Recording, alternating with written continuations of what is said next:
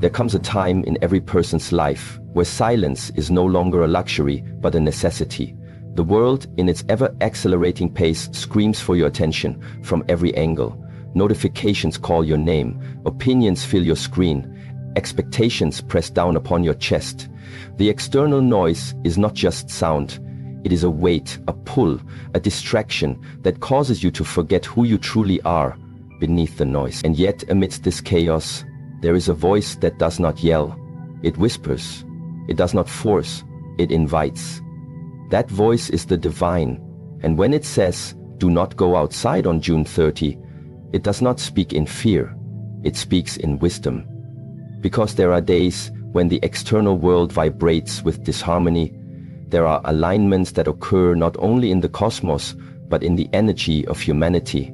A kind of collective turbulence. The sensitive ones can feel it before it arrives. The trees become still. The wind feels strange. The animals grow restless.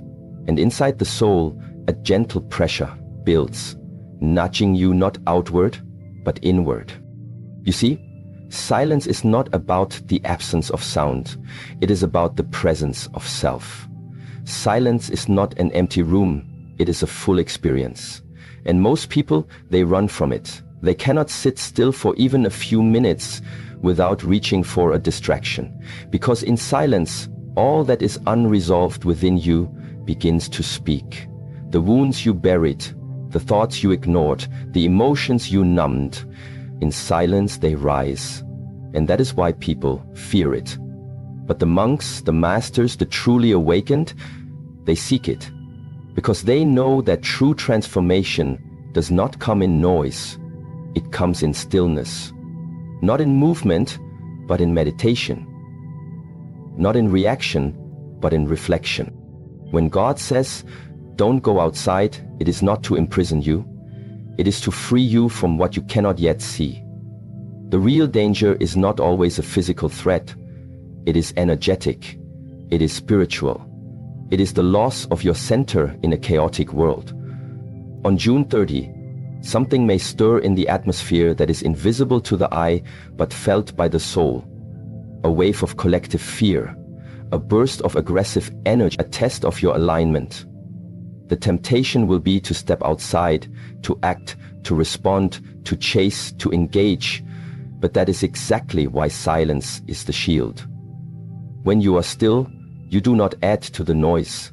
When you are silent, you do not feed the chaos. When you are present, you become untouchable by the lower vibrations. Consider the bamboo in a storm. It does not resist. It bends, it bows, and it survives. Not by fighting the wind, but by aligning with its rhythm. That is the power of surrender. And surrender is found in silence. When the world is loud, be like the mountain, not because it is hard, but because it is unmoved. Be like the moon, not because it shines, but because it reflects without reacting. Be like the monk, not because he is perfect, but because he is intentional. He chooses silence because he knows that energy is precious.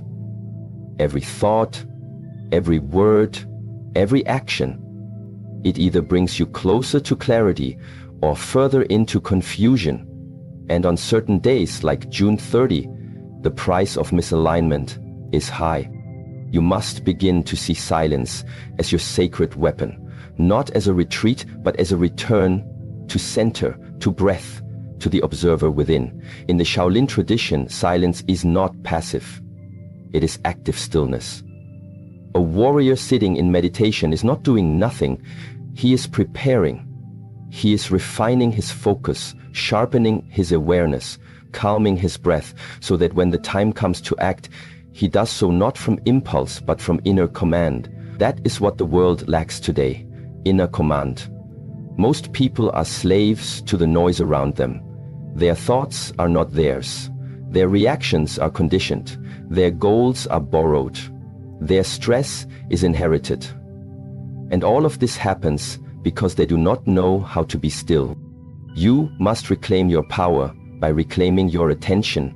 And attention, my friend, is mastered through silence. On June 30, let the world spin without you. Let others chase the wind. Let them argue, hustle, worry, fight, scroll, and strive. You do not need to follow. You are being called to rise above, not through superiority, but through sovereignty. To be sovereign is to be unmoved by what moves others. It is to feel but not be carried away, to see but not be swayed, to observe but not absorb. That is the fruit of silence. And silence is most powerful when the world is most loud. Many people wait for peace to find them, but peace is not something that arrives. It is something you cultivate. Just as a garden must be tended, so too must the inner space of your mind. And that garden grows in silence. Every moment you sit in stillness, you water that garden. Every time you resist the urge to react, you fertilize the soil. Every time you breathe and watch your thoughts without judgment, you pull out the weeds of ego, fear, and false identity. Oh, this is the real work, and it cannot be done when you are constantly outside your house, outside your body, outside your mind, chasing the next thing, the next distraction, the next noise. The greatest transformation comes not in movement, but in stillness. You do not find yourself by traveling the world. You find yourself by sitting still long enough to hear the whispers of your soul. And sometimes, life gives you a day that demands stillness, a day that insists you do not step outside, not because of danger, but because of invitation. A divine appointment with your own awareness. June 30 may be such a day where the veil is thin and the energy is dense, a day when being outside might dilute your spirit, a day when being inside may deepen your light. If you truly understood how sacred silence is, you would treat it like treasure. You would protect it the way a monk protects his morning meditation. You would schedule it the way people schedule meetings. You would defend it the way warriors defend their sacred grounds. Because in silence, you reconnect to your source. You unplug from the illusion and plug into the truth. You leave behind the mind and return to presence. And in presence, there is no fear. In presence, there is no confusion. In presence, there is only now. And now is always enough. Let June 30 be a reminder, not a restriction. Let it remind you that stillness is strength, that silence is wisdom, that protection sometimes looks like disconnection, that not every storm needs to be walked through, some must be waded out, that not every lesson is learned through action, some are received in stillness, that not every day is meant for movement, some are consecrated for meditation. Your task is not to question the instruction, but to honor it, not to resist the silence, but to embrace it, not to explain why the world is loud, but to refuse to let it enter your inner space. Because in that space your destiny is being formed. In that space your healing is taking place. In that space your guidance is unfolding. And none of it requires noise. None of it requires motion. All of it requires presence. All of it requires stillness. All of it requires you to understand silence is not the absence of life, it is the essence of it. And so, when God says, don't go outside, don't ask why, instead, bow your head and go inward. Sit with your breath, close your eyes, withdraw your senses, and there, in the sanctuary of silence, you will hear the only voice that matters. You will feel the only peace that lasts. You will find the only direction that cannot be shaken by the world. And you will understand, some days the most powerful thing you can do is nothing at all. Not in laziness, but in sacred stillness. Not in fear, but in wisdom. Not because you are hiding, but because you are listening. That is the way of the warrior monk. That is the path of the awakened. That is the instruction of the divine. Listen to it, honor it, and protect your energy like it is sacred, because it is. There is a rhythm to life, one that most people have forgotten. A rhythm not found in clocks or calendars, but in energy, in frequency, in alignment. The earth has its breath, its tides, its shifts. The universe has its timing, its alignments, its sacred intervals. And the spirit too has its moments. Moments where stillness is more powerful than movement. Moments where being, not doing, holds the deeper truth. Yet in a world that glorifies speed, we are taught to override that rhythm. We are conditioned to chase, to act, to strive, to keep moving at all costs, even when our soul begs for stillness. But the masters know, true strength lies in recognizing when movement is no longer alignment, but resistance, when action becomes noise, when energy, instead of flowing outward, is asking to turn inward. That is why, when God says, "Don't go outside on June 30, it is not a punishment, it is preservation.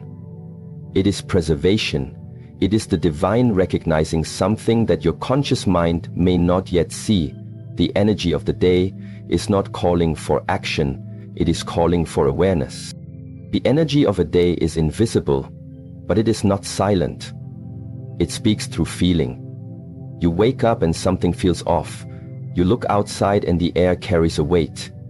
You notice your thoughts begin to swirl more easily. Your emotions rise without invitation. You may not have language for it, but your spirit knows. It senses that the energy today is dense, volatile, reactive, and if you move with that energy, it absorbs you. It affects your thinking, it distorts your clarity. It leads you down paths not meant for you. This is why sensitivity is power. The ability to feel, not just think. The ability to notice shifts in the unseen. Because those who are in tune do not just live by plans, they live by energy.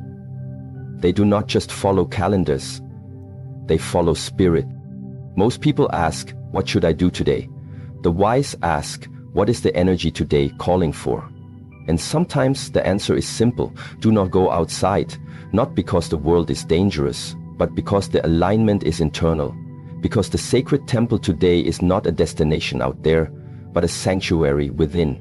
Because the world's current vibration could scatter what the soul is trying to gather. And gathering requires stillness, it requires retreat, it requires space. Nature teaches this in every season. The tree does not bloom all year long.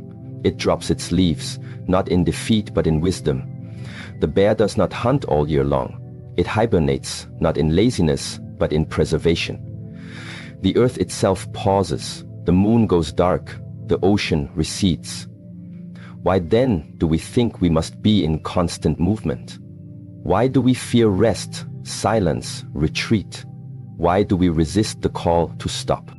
It is because we are addicted to motion, addicted to productivity, addicted to doing, even when the doing disconnects us from ourselves.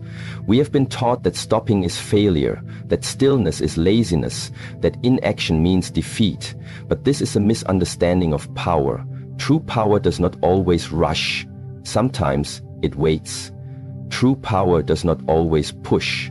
Sometimes it pulls inward. True power is not about how much you do, but how aligned your actions are with the energy of the moment. On certain days, the energy outside is too erratic, too unstable. It is as if the world is out of tune, and every step you take adds to the dissonance. You try to make progress, but doors close. You try to speak, but you're misunderstood. You try to act, but it leads to frustration. That is not failure, that is feedback. That is the universe saying, not today. That is life whispering, retreat, regroup, realign. And those who hear that whisper and obey, they do not fall behind. They move forward more swiftly when the path clears again. So on June 30, if the message is to stay within, trust that instruction. Trust that the energy of that day is not compatible with movement. Trust that something is being preserved in your stillness, that something is being rebalanced in your pause, that sometimes the protection you seek is not found in doing more, but in doing nothing at all. When a storm rages outside, the wise do not go out to prove their strength. They shelter, not out of fear, but out of intelligence. They understand that not all forces must be faced. Some must be respected from a distance. The same is true with energy.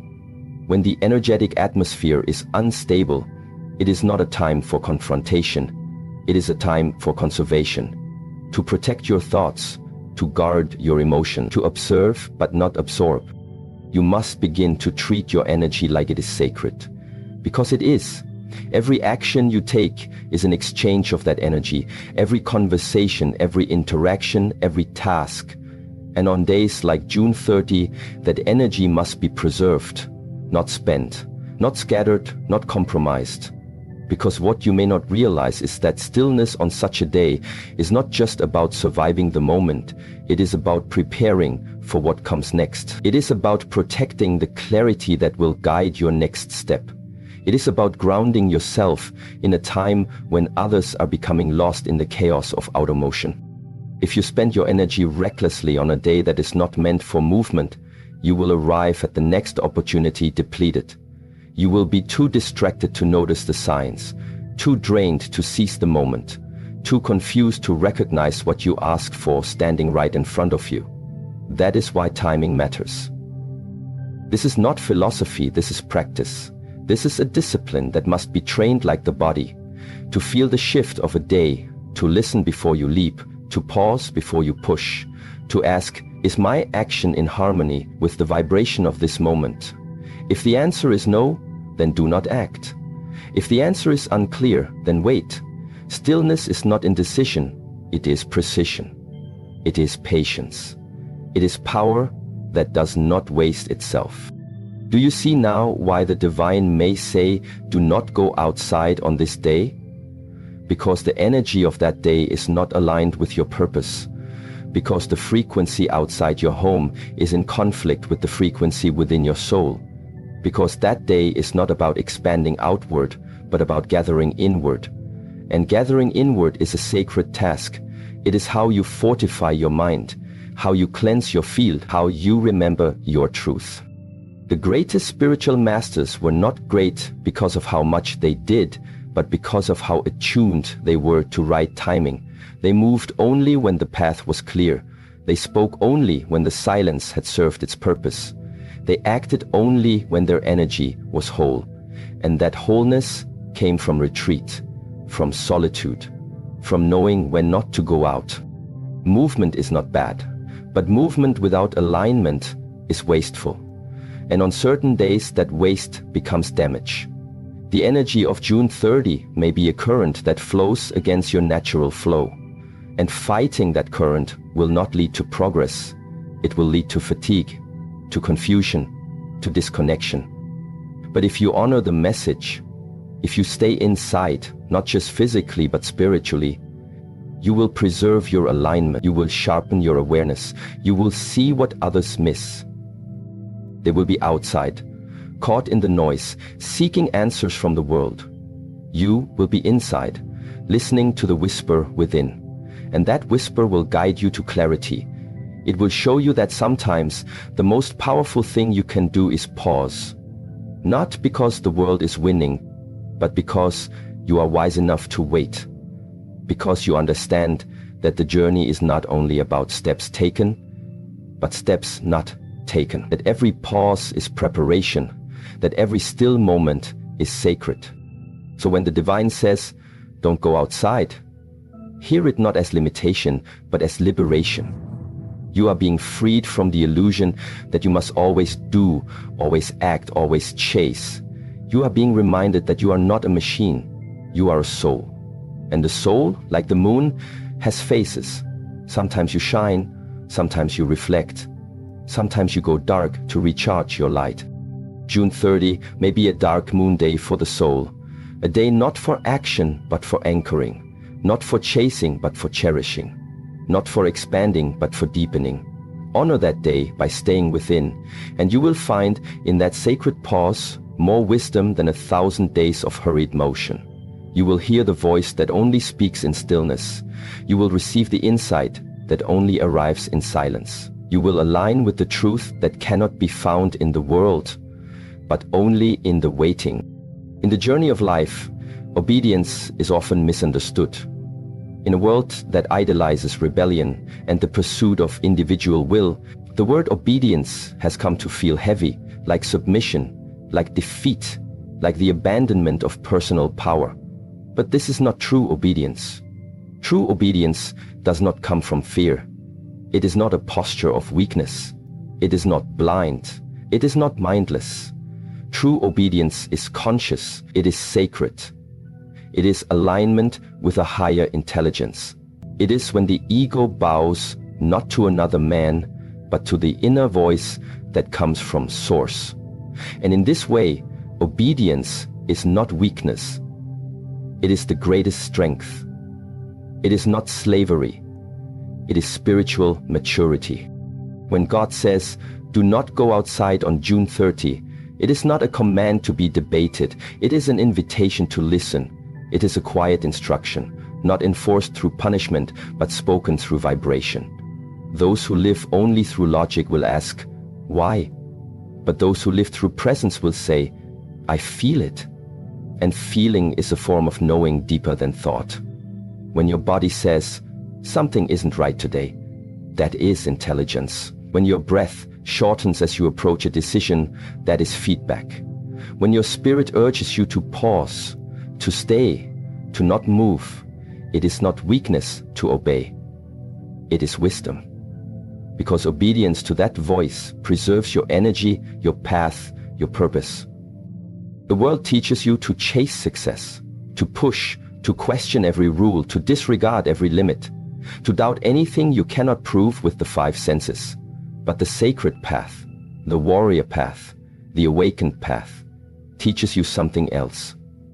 It teaches you to listen beyond noise, to feel beyond evidence, to respond to energy, not just outcomes. Obedience in this sense becomes a sign of inner balance, because only the balanced can hear the voice of alignment. Only the silent can hear the whisper of truth. Only the present can know when the moment asks for stillness. When a martial artist enters the arena, his strength is not found in how many techniques he knows. It is found in how deeply he obeys the principles of flow, timing, and response. He does not act first. He watches, he waits, he respects the rhythm. And when he moves, it is with absolute clarity. That is what inner intelligence looks like. The capacity to wait when the world screams, go. The courage to stop when the body urges forward. The ability to discern between the noise of the mind and the guidance of the soul. This is obedience, not as submission to others, but as loyalty to truth.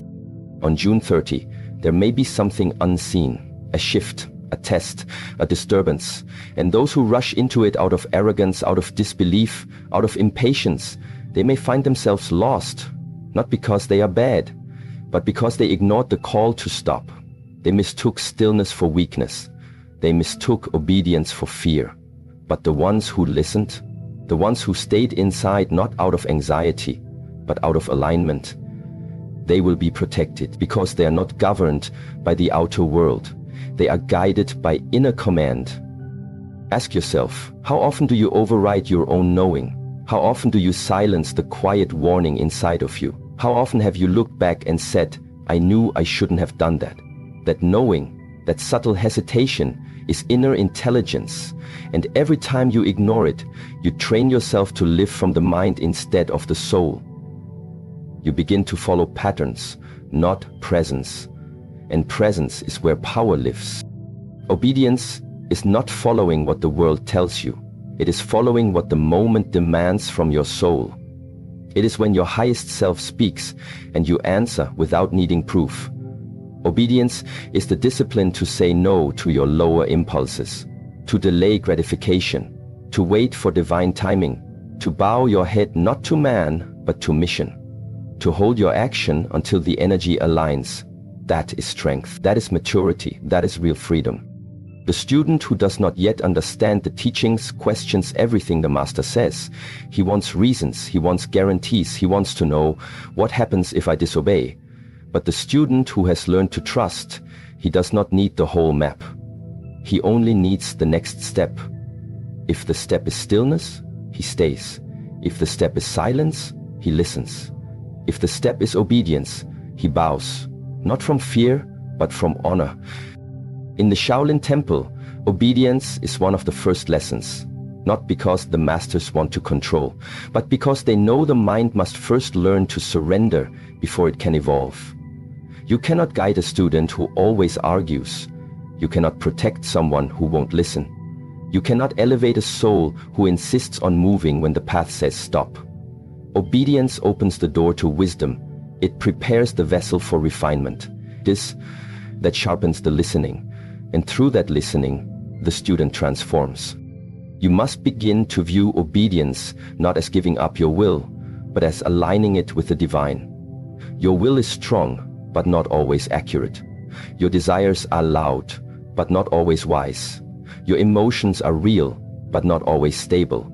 And so there must be something higher, a compass that guides you not by logic, but by truth. That compass is your spirit, and the way your spirit speaks is through subtle knowing, through inner resistance, through quiet urging. And when you obey that compass, you move with grace. You walk into the right moments. You avoid unnecessary suffering. You act not because you want to, but because it is time. Obedience protects you from pride. Pride says, I know best. Obedience says, I'm willing to listen. Pride rushes, obedience watches. Pride demands results. Obedience waits for timing. And the more you obey that higher instruction, the more you are entrusted with. Life begins to move with you. Things begin to open, the right people appear, the wrong energies fall away. Not because you forced anything, but because you were in tune. You obeyed. And the one who obeys the divine order becomes one with the divine rhythm. There is nothing weak about obedience. It is easy to do whatever you feel. It is easy to follow your habits. But to stop and listen, to say no to action when every part of you wants to act, that is strength. To walk away from something that looks good but feels wrong, that is power. To stay inside when the world moves outside, that is sovereignty. Not everyone can do this. Not everyone will. That is why most people struggle. They are always doing, always acting, always forcing, but the master acts only when it is time.